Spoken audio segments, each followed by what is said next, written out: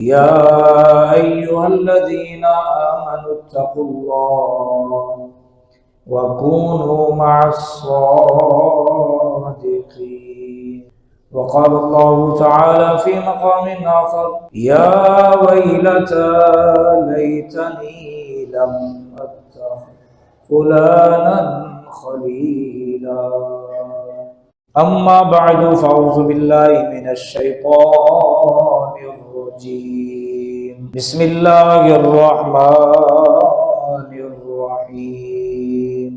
يرفع الله الذين آمنوا منكم والذين أوتوا العلم درجات.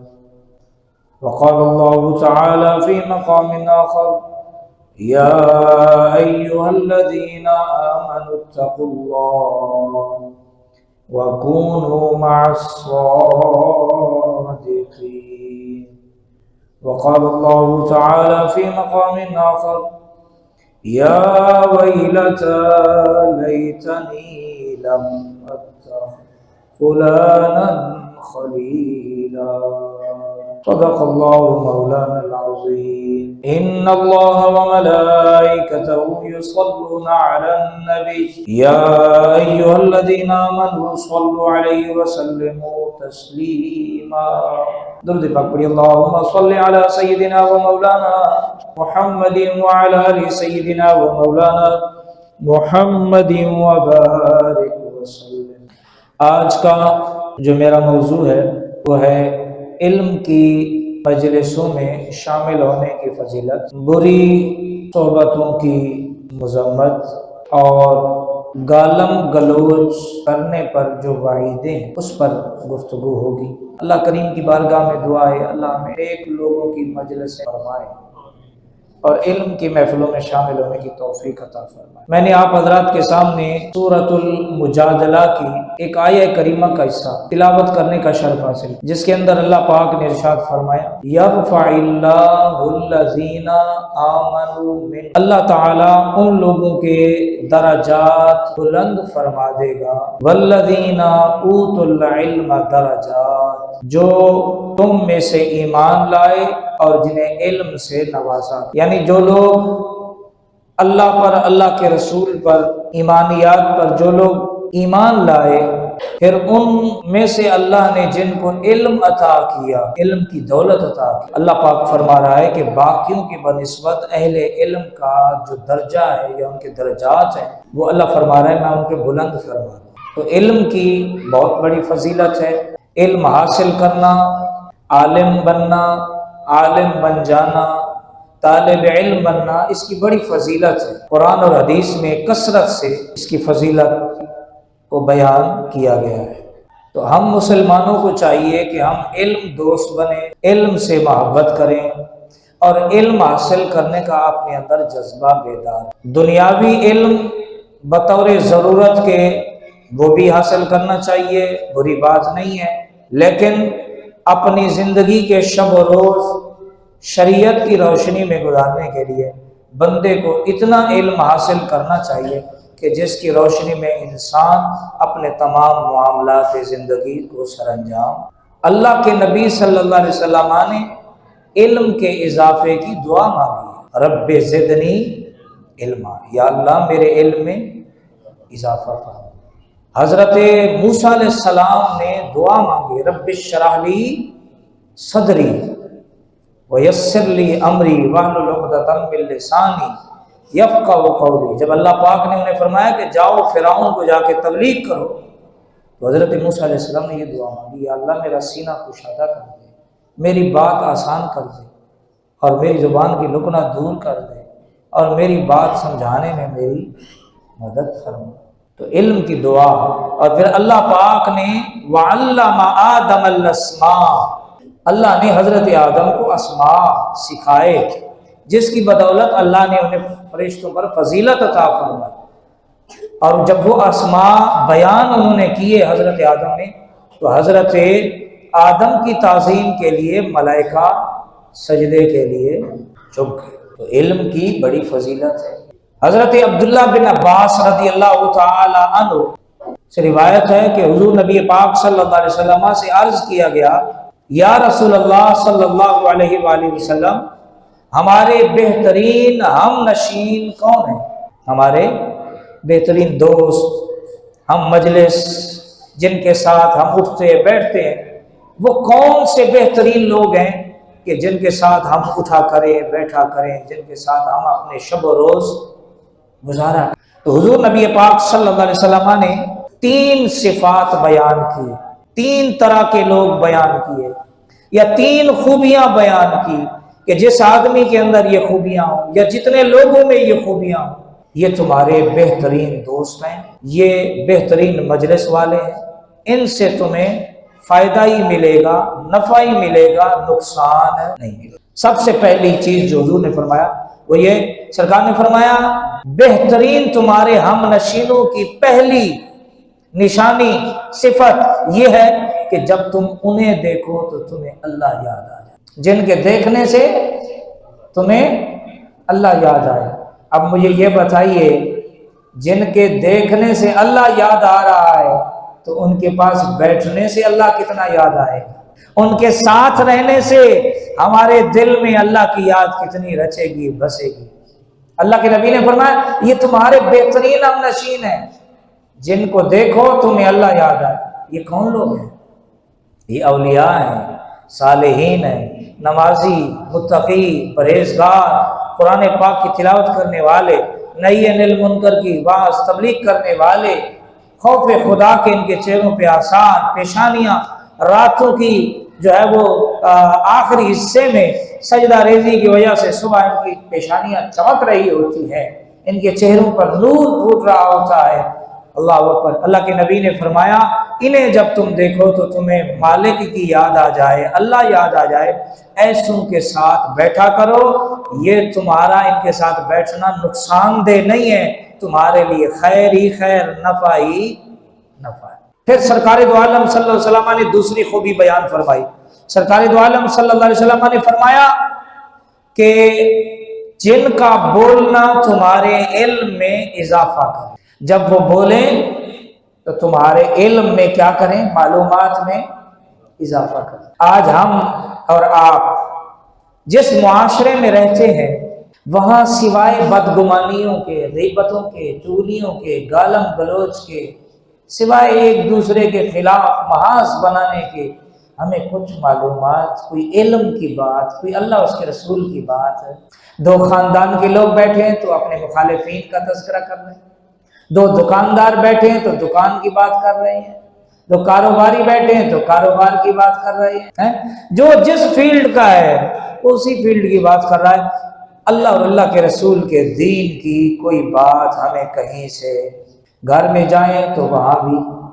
تو اللہ کے نبی نے کیا فرمایا؟ ایسے لوگوں کے پاس بیٹھو، ایسے لوگوں کو اپنا ہم نشین بناؤ کہ جب تم ان کے پاس ہو وہ جب بھی اپنا منہ کھولیں، زبان کو حرکت دیں، ایسے کلمات تمہارے سامنے پیش کریں کہ جس سے تمہارے علم میں اضافہ ہو جائے۔ جس دور سے ہم گزر رہے ہیں یہ فتنوں کا دور، تسبیح پڑھنے والا بھی تسبیح چل رہی ہے لیکن دنیاوی باتیں کر رہا ہے، دانا ڈالے جا رہے ہیں، باتوں میں لگا ہوا۔ تو یہاں کیا کہا گیا کہ ایسوں کو اپنا دوست بناؤ جنہیں دیکھو ان کے دیکھنے سے اللہ کی یاد آ جائے، ایسوں کے پاس بیٹھو جن کے علم، جن کے بولنے سے تمہارے علم میں اضافہ ہو جائے۔ اور تیسری چیز کیا فرمایا کہ جب تم ان کے عمل کو دیکھو، ان کے معاملات کو دیکھو، ان کا کردار تمہیں آخرت کی یاد دلا۔ اب مجھے آپ بتائیے، جب ہم ایسے اللہ کے پیارے لوگوں کے پاس بیٹھیں گے کہ جن پر نظر پڑتے ہی اللہ کی یاد آ جائے، جب وہ زبان منہ کھولے، زبان کو حرکت دیں، ہمارے علم میں اضافہ ہوتا چلا جائے، ایسے نہیں ایسے۔ یہ اللہ کے نبی کا طریقہ ہے، یہ سنت ہے، یہ مستحب ہے، یہ فرض ہے، یہ واجب ہے، یہ اسلام ہے، یہ شریعت ہے، یہ طریقت ہے، یہ حقیقت ہے، یہ معرفت ہے، یہ حق ہے، یہ باطل ہے، یہ سچ ہے، یہ جھوٹ ہے، یہ گمراہی ہے، یہ ہدایت ہے، یہ صراط مستقیم ہے، یہ شیطانی راہ ہے، یہ جنت کی راہ ہے، یہ جہنم کی راہ ہے۔ جب وہ بولیں ہمارے سامنے حق اور باطل کے جو ہے وہ راستے کھول دیں، علم کے نور سے ہمیں پتہ چلے۔ بتائیے جب ہم ایسوں کے پاس صبح و شام بیٹھیں گے، ایسوں سے جڑیں گے، ہم گمراہ نہیں ہوں گے بلکہ سیدھی صراط مستقیم پہ چلتے ہوئے جنت میں۔ اور ان کا عمل، ان کے معاملات، ان کا کھانا، ان کا پینا، ان کا اٹھنا، ان کا بیٹھنا، ان کا چلنا، ان کا پھرنا، ان کا لین دین کرنا، ان کا ملنا جلنا، تمام معاملات تمہیں آخرت کی یاد دلائیں۔ اللہ کے نبی نے فرمایا یہ تمہارے بہترین ہم نشین ہیں، یہ تمہارے کیا ہیں؟ بہترین دوست ہیں، بہترین ساتھی ہیں، بہترین جگری یار ہیں۔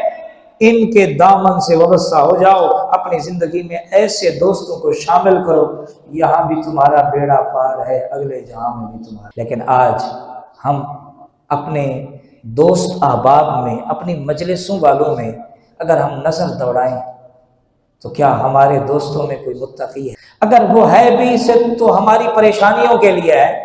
جب ہم پریشان ہوتے ہیں اس وقت جو ہے وہ ہم اپنے اس دوست کے پاس، اس اللہ والے کے پاس جاتے ہیں، حضرت یہ پریشانی آ گئی ہے دعا فرما دیں، بس دعا ہو گئی، پریشانی ختم ہو گئی، پھر ہم لوٹ کے دوبارہ ہم اپنے دنیاوی مفادات کے لیے دور دراز کے سفر کرتے ہیں، کرتے نہیں کرتے؟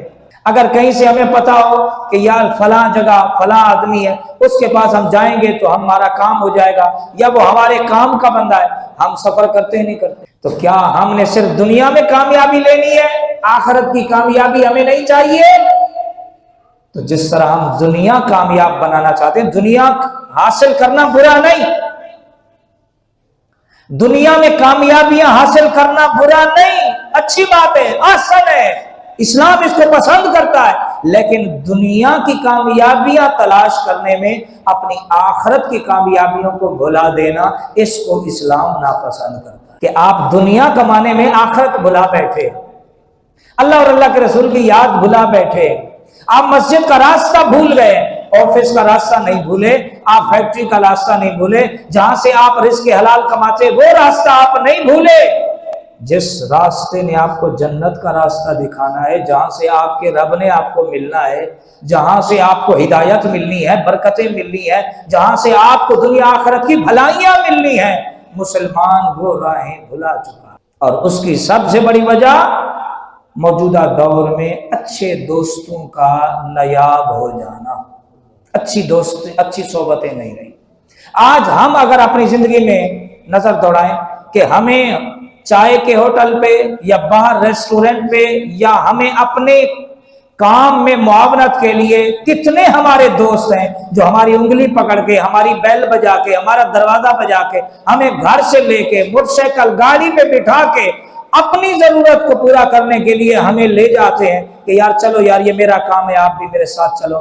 کبھی کوئی ایسے دوست بھی ہماری زندگی میں ہیں کہ جو نماز کے وقت ہمیں تلاش کریں کہ کہیں وہ نظر آ جائیں، ہمارا ہاتھ پکڑ کے ہمیں اللہ کے راستے پر، اللہ کے گھر میں لے آئیں۔ ہمیں ایسے دوست بھی بنانے چاہیے کہ نہیں بنانے چاہیے؟ بنانے چاہیے نا۔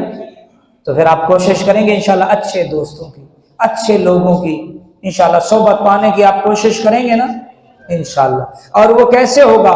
جب آپ مسجد میں آئیں گے، مسجد سے اپنا تعلق جوڑیں گے، نماز قائم کریں گے، مسجد کے اندر جو محافل ہیں، جو نیک سلسلے ہیں، نیک حلقے ہیں، آپ ان میں داخل ہوں گے، اللہ کے رسول کی، اللہ والوں کی جب آپ تذکرے سنیں گے، باتیں سنیں گے تو انشاءاللہ ہمارے لیے خود بخود راہیں اللہ ہموار فرما دے گا۔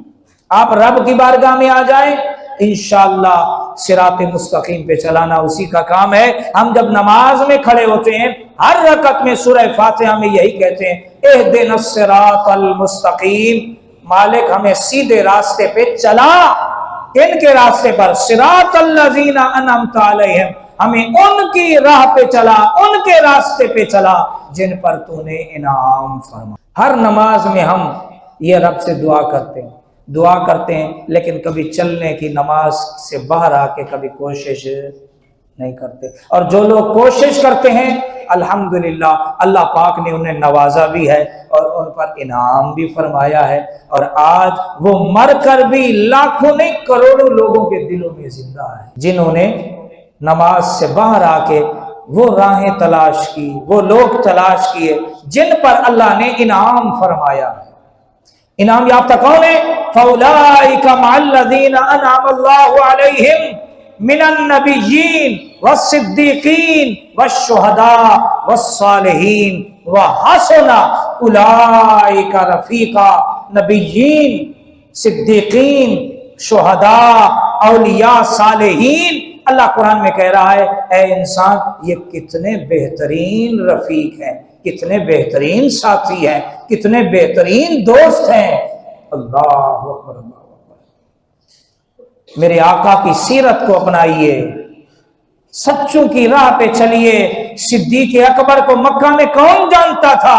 جب وہ میرے نبی کی غلامی میں آئے اور میرے نبی کے راستے کو اپنایا، اللہ اکبر، اللہ اکبر۔ مشرق تھا مغرب، شمال تھا جنوب، زمین تھا آسمان، یہ صدیق اکبر کا لقب بھی اللہ نے بوسیلہ جبریل اپنے محبوب کی بارگاہ میں یہ لقب لے کے آئے کہ آسمان والے صدیق اکبر کو صدیق اکبر کے نام سے جانتے ہیں۔ سب سے زیادہ سچ کی تصدیق کرنے والا اسے صدیق اکبر کہتے ہیں۔ اللہ اکبر۔ تو میرے دوستو، میرے بھائیوں، ہمیں شہداء کے راستے پر اسلام قربانی مانگتا ہے۔ ہمیں اپنی خواہشات کی قربانی، اپنے وقت کی قربانی، اپنے مال کی قربانی، حتیٰ کہ اپنی جان کی قربانی بھی اسلام مانگے تو ہمیں گریز کرنا چاہیے، تب جا کے دنیا کی بھی اور آخرت کی بھی کامیابی ملے۔ ہم وقت نہیں دیں گے تو دین نہیں سیکھ پائیں گے۔ آپ نے میٹرک کی ہے، ایف اے کی ہے، یقیناً آپ نے وقت دیا ہے تو یہ آپ کو ڈگری ملی ہے۔ ایسے ہی ہے یا بغیر وقت دیے، محنت کیے آپ کو یہ ڈگری مل گئی ہے؟ ایسا نہیں ہے نا، وقت دیا ہے نا۔ تو اگر آپ چاہتے ہیں، میں چاہتا ہوں، ہم سب چاہتے ہیں کہ آخرت میں ہمیں کامیابی کی ڈگری ملے تو ہمیں دنیا میں اللہ اور اللہ کے رسول کی یاد کے لیے وقت نکالنا ہوگا، دین کو سیکھنا ہوگا، اپنے آپ کو سنوارنا ہوگا، اپنے کردار کو اچھا کرنا ہوگا۔ ہر آدمی اپنے آپ کو سنوارنے کا ذمہ لے لے کہ میں نے اپنی شخصیت کو سنوارنا ہے، اسلام کے نور میں اپنے آپ کو روشن کرنا ہے، اسلام کی راہوں پہ اپنے آپ کو چلانا ہے، اپنا ظاہر، اپنا باطن اچھا کرنا ہے، زبان کی میں نے اصلاح کرنی ہے، آنکھ کی اصلاح کرنی ہے، سماعت کی اصلاح کرنی ہے، دل کی اصلاح کرنی ہے، میں نے اپنے چلنے کی اصلاح کرنی ہے، میں نے اپنے ہاتھوں کی اصلاح کرنی ہے۔ جب ہر آدمی یہ ذمہ لے لے کہ میں نے اپنے آپ کو سنوارنا ہے تو خدا کی قسم پورے معاشرے میں سدھار پیدا ہو جائے گا۔ ہم مسلمانوں کا المیہ کیا ہے؟ ہم کہتے ہیں کہ اجتماعی طور پر ہم جو ہے وہ تبدیلی لائیں گے۔ میرے بھائی، میں ہوں، میں اپنی ذمہ داری لے لوں، آپ ہیں، آپ اپنی ذمہ داری لے لیں۔ ہر آدمی جو گھر کا بڑا ہے وہ اپنے گھر کی ذمہ داری لے لے تو کسی کو ٹینشن لینے کی ضرورت ہی نہیں۔ لیکن ہم کسی کرشمے کے، کسی کرامت کے انتظار میں ہیں کہ ایک نظر پڑے اور زندگی بدل جائے، تو پھر ایسے لوگوں کی تلاش کی طلب بھی ہونی چاہیے۔ ضرور جب آپ ایسے لوگوں کے پاس جائیں گے تو وہ نگاہ ڈالتے ہیں، بندے کی شخصیت کو بدل دیتے۔ حضرت سیدنا بشر حافی کون تھے؟ وقت کے شرابی تھے۔ اللہ اکبر، اللہ، صرف بسم اللہ زمین پہ گری تھی، اٹھا کے صاف کیا، خوشبو لگائی، اوپر رکھ دیا۔ اللہ نے ان کی قسمت کی کایا کو پلٹا۔ کہاں شرابی اور کہاں اللہ نے اس چھوٹے سے عمل پر ان کو ولایت کی خوشخبری عطا فرما دی، اور ایک وقت بھی آیا کہ انہیں ولایت کا سلطان بنا دیا۔ امام احمد بن حنبل جیسے وقت کے امام بھی ان کے سامنے جا کے زانوئے تلمس کرتے تھے۔ شاگرد پوچھتے تھے کہ آپ ایک دیوانے کے پاس، مجذوب کے پاس کیا لینے جاتے ہیں، حالانکہ آپ کے پاس خود بڑے بڑے علماء، بڑے بڑے مفسر، محدث آ کے زانوئے تلمس کرتے ہیں، گھٹنے ٹیکتے ہیں، اور آپ ایک مجذوب کے پاس دوزانے ہو کر بیٹھتے ہیں۔ آپ نے فرمایا اسی چیز کا تو فرق ہے، میں سارا دن کتاب پڑھاتا ہوں اور یہ سارا دن صاحب کتاب کے چہرے کو تکتا رہتا ہے۔ کہا اس کا یہ مقام ہے کہ ہر وقت یہ سرکار کے چہرے کو دیکھتا رہے۔ یہ محفل حضوری والا بزرگ ہے، میں کتاب تک ہوں، یہ جناب تک ہے۔ میں اس کے پاس آتا ہوں کہ آج بتاؤ آج اللہ کے رسول سے تمہاری کیا بات ہے، میں وہ باتیں لینے آتا ہوں۔ تو جب قسمت بندے پر جب کرم ہوتا ہے تو پھر حالات بدل جاتے ہیں، لیکن اس کے لیے بندے کو اپنے اندر تڑپ ہونی چاہیے، طلب ہونی چاہیے، جذبہ ہونا چاہیے۔ تو میرے دوستوں، میرے بھائیوں، اچھی صحبتیں اختیار کریں، اہل علم کی مجلس میں بیٹھیں، علم کے حلقوں میں شامل ہوا کریں، اپنے وقت کو دنیاوی دوستوں یاروں میں فضول ہوٹلوں پر بیٹھ کے ضائع نہ کریں۔ اس سے اچھا ہے کہ آپ گھر میں بیٹھ کر کوئی تسبیح پڑھ لیں، قرآن پاک کی زیارت کر لیں، اپنے وقت کی قدر کریں، اپنے وقت کو قیمتی بنائیں۔ ایک بزرگ گزرے ہیں، ان کے ایک وقت ہوتا ہے نا کہ انسان دوستی یاری میں اپنا وقت گزارتا ہے، تو اللہ نے ان پہ کرم کیا، آخرت کی فکر ان کے اندر پیدا ہو گئی، تو اب وہ نماز پڑھنے لگے، اپنے آپ کو سنوارنے لگے، آخرت کی تیاری کرنے لگے۔ ایک دن ان کے دوستوں نے ان کا راستہ روک لیا، کہنے لگے بھائی تم وہی ہو نا ہمارے دوست جو ہمارے ساتھ تفریح کے لیے جاتے تھے، ہمارے ساتھ سیر کے لیے جاتے تھے، اب تمہیں کیا ہو گیا ہے؟ ہمارے پاس تم جو ہے وہ بیٹھتے نہیں، نہ کوئی باتیں کرتے ہو، نہ کچھ کرتے ہو۔ کہنے لگے یار پہلے غافل تھا، اب مجھے اپنی تخلیق کا احساس ہوا کہ میرے رب نے مجھے بیکار پیدا نہیں کیا، لہذا میں اپنے ایک ایک لمحے کو اللہ کی یاد میں بسر کرنا چاہتا ہوں۔ تو انہوں نے کہا یار کچھ دیر تو ہمارے ساتھ بیٹھ جاؤ، ہمارے ساتھ بیٹھ کے باتیں کرو، پرانی یادیں تازہ کریں۔ انہوں نے کہا ایک شرط پہ بیٹھ سکتا ہوں۔ انہوں نے کہا وہ کون سی؟ کہا جتنی دیر میں تمہارے پاس بیٹھوں گا یا جتنی دیر تم مجھے اپنے پاس رکھو گے اتنی دیر کے لیے تم سورج کو روک دو گے، وہ رکا رہے گا، میں تمہارے پاس بیٹھا رہوں گا۔ انہوں نے کہا یہ تو ہم نہیں کر سکتے۔ انہوں نے کہا پھر یہ نہیں کر سکتے تو اس نے کہا پھر میرے پاس بھی دنیاوی باتوں کے لیے کوئی وقت نہیں ہے، ہاں اللہ اور اللہ کے رسول کی بات کرنی ہے تو میں بیٹھنے کے لیے۔ اللہ اکبر، اللہ اکبر۔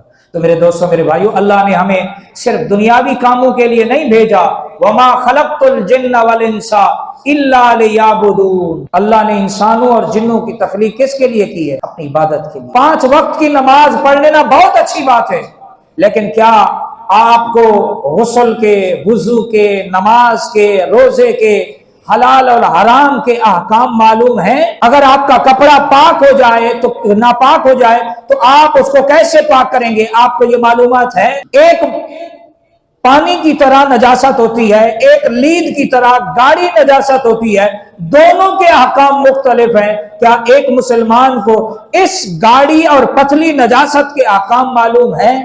یہ ہونا چاہیے۔ آپ نماز پڑھ رہے ہیں، آپ نے ایک سجدہ کیا ہے، ایک سجدہ آپ کا رہ گیا ہے، آپ اپنی نماز کو کیسے مکمل کریں گے؟ کیا آپ کو اس مسئلے کا پتہ ہے؟ یہ ایک نمازی کے لیے چیزیں سیکھنا ضروری ہے۔ وہ ہمارے ایک دوست تھے، وہ کہنے لگے میرے ابا نا امام تھے، تو ایک دفعہ میرے ابا نماز پڑھا کے آئے تو دکاندار دکان کھول کے بیٹھا تھا۔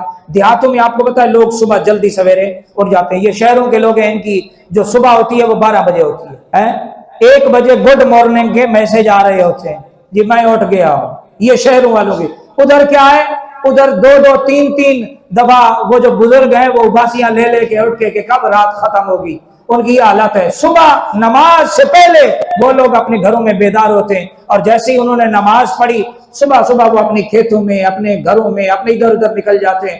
جتنی دیر میں ہماری صبح ہوتی ہے وہ اس دن آدھا دن گزار چکے ہوتے ہیں، روزی کما چکے ہوتے ہیں۔ اور اللہ کے نبی نے فرمایا کہ میری امت کی روزی کی برکت، رزق کی برکت صبح کے وقت میں رکھی گئی، اور ہماری صبح 12 بجے ہوتی ہے۔ اسی وجہ سے ہم راتوں کو رات لیٹ سوتے ہیں اور پھر صبح ہم نمازوں میں نہیں آتے، تو یہ ہماری کوتاہی ہے، لاپرواہی ہے، سستی ہے، غفلت ہے، ہمیں اس کو دور کرنا چاہیے۔ تو وہ کہنے لگے کہ وہ دکاندار بیٹھا تھا اور پریشان بیٹھا تھا، تو انہوں نے پوچھا کہ کیا ہوا؟ انہوں نے کہا آج میری جو ہے نا جماعت رہ گئی ہے، نماز رہ گئی۔ انہوں نے کہا چلو جماعت رہ گئی، ابھی ٹائم ہے، جا کے پڑھ لو۔ اس نے کہا نہیں حضرت صاحب وہ تو میں پڑھ لوں گا لیکن مجھے پریشانی ہے۔ انہوں نے کہا کیا پریشانی ہے؟ کہا حضرت صاحب آپ کے پیچھے جب میں کھڑا ہوتا تھا نا تو میں اپنے سارے دن کا دکان کا حساب کر لیتا تھا، تو بھولی ہوئی بات بھی مجھے وہ جماعت میں یاد آ جاتی تھی، تو آج جماعت تو رہ گئی ہے، میرا حساب مجھے مشکل میں ڈال دے گا۔ تو آج ہم مسلمانوں کی حالت یہ ہے کہ ہم حالت نماز میں بھی یا کرنگی ہوتے ہیں، یا صدر ہوتے ہیں، یا لنڈی ہوتے ہیں، یا کہاں ہوتے ہیں، یا کہاں ہوتے ہیں۔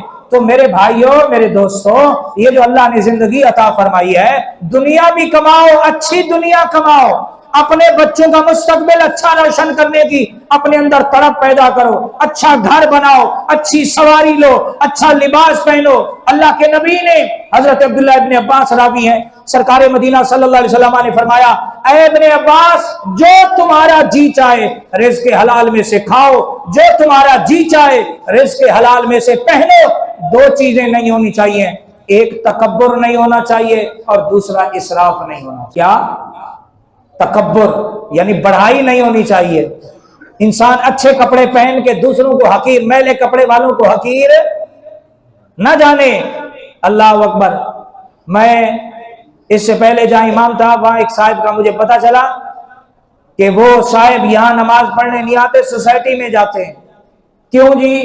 اور جی یہاں میلے کپڑے والے کھڑے ہو کے نمازیں پڑھ رہے ہوتے ہیں تو ہم تو اچھے کپڑے پہنتے ہیں، لہذا سوسائٹی میں اچھے کپڑے والے ہوتے ہیں تو لہذا ہم وہاں نماز پڑھنے جاتے ہیں۔ یہ تکبر ہے، کسی کو حقیر جاننا۔ اللہ نے دیا ہے، شکر ادا کرو۔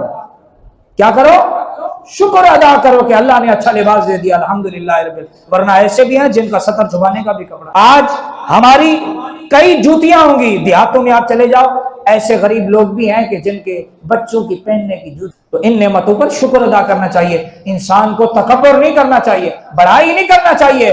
جو مالک دے سکتا ہے وہ لے بھی سکتا ہے۔ آپ بڑے بڑے پاکستان کے اندر آپ جائیں، بڑے بڑے محلات ہیں، جا کر ان کا نظارہ کریں، ان کی خستہ حالی ہو، وہ کھنڈرات اس بات کی طرف نشاندہی کر رہے ہیں۔ ایک وقت میں ان کا بھی طوطی بولتا تھا، ایک وقت میں ان کا بھی نام تھا، شاید صبح ایک لباس پہنتے ہوں، شام کو دوسرا پہنتے ہوں، ہر دن نیا لباس پہنتے ہوں، لیکن آج ان کی قبروں کا بھی پتہ نہیں، گمنام ہو گئے، نام نشان بھی مٹ گئے۔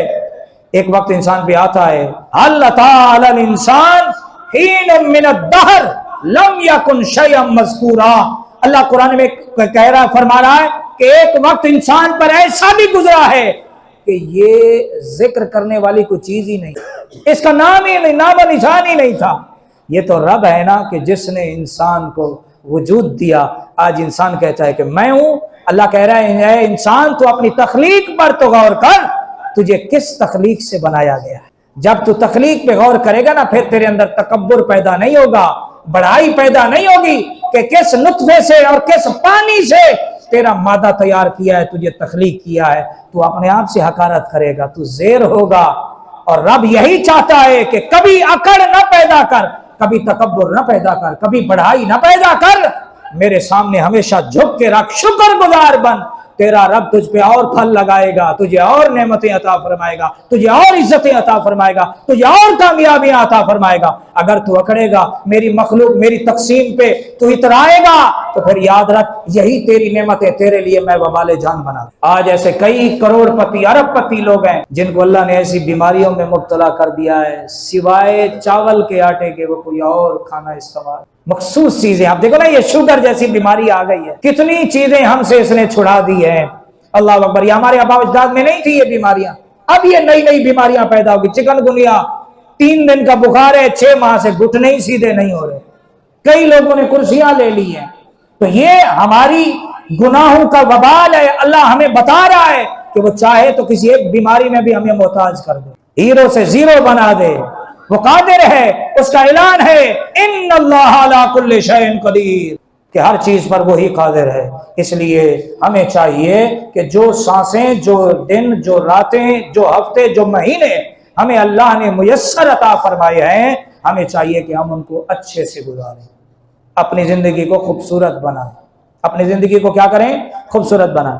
اور آخر میں عرض کروں گا کہ آج کل ہمارے معاشرے میں کبیرہ گناہ، یعنی ایک مسلمان کو گالی دینا، یہ کبیرہ گناہ ہے۔ کیا ہے؟ گناہ کبیرہ ہے۔ علماء کا فتویٰ ہے کہ یہ گالم گلوچ دینا یہ کیا ہے؟ کبیرہ گناہ ہے۔ آپ میں سے بہت سے نمازی حساس ہوتے ہیں جن کی وجہ سے میں جو ہے وہ درگزر کر جاتا ہوں، ورنہ جو میری کان سنتے ہیں یا جو آپ ہمیں سناتے ہیں کبھی کبھی، تو میرا دل کرتا ہے کہ وہ میں دہرا دوں کہ کیسی کیسی گالیاں دی جاتی ہیں. اور یہ چوک پر چوراہے پر یہ ہر دکاندار بوڑھا چھوٹا بڑا مرد عورتیں چھوٹی چھوٹی باتوں پر ماں کی بہن کی ایسی ایسی گالیاں دی جا رہی ہے. یہ کبیرہ گناہ ہے اعلانیہ طور پر. اب یہ فیشن کے طور پر وہ ایک صاحب کہنے لگے کہ ہم اس کو اس لیے چھڑتے ہیں کہ یہ گالیاں زیادہ دیتا ہے, ہمیں مزہ آتا ہے گالیاں سن کے. میں نے کہا شرم کا مقام ہے. ماں نے 9 ماہ پیٹ میں اس لیے رکھا, اس نے کئی اپنے اوپر تکلیفیں سہی اور موت کی آخر میں جنگ لڑتے ہوئے زندگی کی. اس نے تجھے جنم دیا, کیا اس لیے دیا تھا کہ چوک چوراہوں پر بیٹھ کر مجھے گالیاں پڑھوانا؟ اگر ماں باپ کی عزت نہیں کر سکتے تو کم از کم گالیاں تو نہ پڑھواؤ. ہر ارے غیرے کی زبان سے تیری ماں تیری بہن فلانا فلانا فلانا فلانا, یہ آپ بھی سنتے ہیں. ہمارے معاشرے میں گالیاں دی جا رہی ہیں نہیں دی جا رہی؟ اللہ کے نبی نے صحابہ سے فرمایا ایک وقت آئے گا لوگ اپنے ماں باپ کو گالیاں دیں گے. صحابہ کرام حیران, پیارا زمانہ تھا, پاکیزہ زمانہ تھا, دور نبوی تھا. پوچھا یا رسول اللہ لوگ اپنے ماں باپ کو کیسے گالیاں دیں گے؟ سرکار نے فرمایا ایک آدمی سامنے والے کو ماں کی بہن کی باپ کی گالی دے گا, وہ اس گالی کا مستحق نہیں ہوگا, وہی گالی اس کے ماں باپ کی طرف لوٹ کے آئے گی. یہ دینے والا ایسے مجرم بن جائے گا جیسے اس نے اس کو نہیں دی, اس کے ماں باپ کو نہیں, اس نے اپنے ماں باپ کو گالی. یہ کبیرہ گناہ ہے. اور اللہ قرآن میں کیا کہہ رہا ہے؟ ان السمع والبصر والفؤاد کل اولئک کان عنہ مسئولا. ان السمع یعنی جو تم سن رہے ہو, والبصر جو تم دیکھ رہے ہو, والفؤاد جو تم اپنے منہ سے بول رہے ہو, ہر ایک کے بارے میں اللہ قیامت کے دن سوال. سماعت دی تھی کہاں استعمال کی؟ زبان دی تھی کہاں استعمال کی؟ آنکھیں دی تھی کیا دیکھتے رہے؟ تو میرے دوستو میرے بھائیوں, آج سے آپ بھی میں بھی توبہ کرتے ہیں اللہ کی بارگاہ میں. اس سے پہلے جتنی گالیاں دے چکے ہیں اللہ کریم کی بارگاہ میں دعا ہے اللہ ہمیں معاف فرمائے. سارے بول دو بلند آواز. اور آئندہ آپ میرے لیے نہیں, میں نے آپ کے سامنے اللہ کے نبی کا فرمان قرآن کی آیات بیان کی ہے. کل جب ہمارا نامہ اعمال کھلے تو کہیں ہمارے نامہ اعمال میں ماں کی بہن کی گالیاں نہ لکھی. اللہ خوبصورت ہے, خوبصورتی کو پسند فرماتا ہے. اللہ سب سے بڑا حیا والا ہے اور حیا والا آدمی گالی کو پسند نہیں کرتا. حیا والا آدمی ہمیشہ کیا ہے؟ اچھی چیز, اچھے کلام کو, پاکیزہ کلام کو پسند فرماتا ہے. وہ تمام عالمین کو پالنے والا رب ہے تو وہ سب سے بڑا حیا والا ہے. وہ کیا ہے؟ سب سے بڑا حیا والا ہے. اللہ کے نبی صلی اللہ علیہ وسلم کے ایک صحابی نے عرض کی یا رسول اللہ آپ نے حکم فرمایا کہ اگر 4 دیواری کے اندر بندہ لباس بھی اتار کے نہا لے تو شریعت کی طرف سے کوئی ممانعت نہیں ہے, پردہ ہو. لیکن اگر اس میں بھی اگر بندہ ستر اپنا چھپا کے نہائے تو یہ افضل ہے. صحابہ نے عرض کیا اس وقت تو کوئی نہیں دیکھ رہا. سرکار نے بڑا پیارا جواب دیا. آپ نے فرمایا تمہارا رب تو تمہیں دیکھ رہا ہے, تمہارا رب تو تمہیں دیکھ رہا ہے. اور یہ جو دیکھو نا, یہ کرامن کاتبین اللہ نے بٹھائے ہیں, اچھا بھی لکھتے ہیں برا بھی لکھتے ہیں. جب ہم ماں بہن کی گالیاں دیتے ہوں گے انہیں لکھتے ہوئے یا انہیں سنتے ہوئے کتنی تکلیف ہوتی ہے. تو انشاءاللہ نیت کرتے ہیں کہ نہیں دیں گے؟ احتیاط کرتے ہیں نا, ایک دم سے آپ نہیں چھوڑیں گے. میں کوئی وقت کا ولی نہیں ہوں کہ میں نے بات کہہ دی تو ایک دم دل میں اتر جائے گی. اگر 10 دیتے ہیں تو چلو 8 کر دو. اب یہ نہیں ہے کہ میں یہ کہہ رہا ہوں کہ آپ کو امام صاحب نے کہا 10 نہیں دینی 8 دینی ہے. میں ایک عرض کر رہا ہوں بچنے کا طریقہ یہی ہے, انسانی فطرہ ہے, ایک دم سے انسان بدلتا نہیں ہے. شراب کا بھی حکم 3 مختلف مرحلوں میں آیا ہے. شراب پی جاتی تھی نا پہلے, حلال تھی, تو جب حضرت عمر نے عرض کی یا رسول اللہ اس سے تو نفرتیں پیدا ہو رہی ہیں, اللہ نے 3 مرحلوں میں قرآن پاک میں شراب کا حکم نازل فرمایا. پھر آخری مرحلے میں فرمایا کہ یا ایھا الذین آمنوا انما الخمر والمیسر والانصاب والازلام رجس من عمل الشیطان, کہ یہ نجس ہے اس کے قریب نہ جاؤ, یہ شیطانی عمل. 3 مرحلوں میں. تو ہمیں بھی چاہیے, مجھے بھی آپ کو بھی, ہم کوشش کریں کہ یار اللہ کے نبی نے اللہ نے اس کو ناپسند کیا ہے کہ ہم گالیاں دیں, پوری بات کریں. اللہ کریم کی بارگاہ میں دعا ہے اللہ اچھا کلام کرنے کی توفیق عطا فرمائے.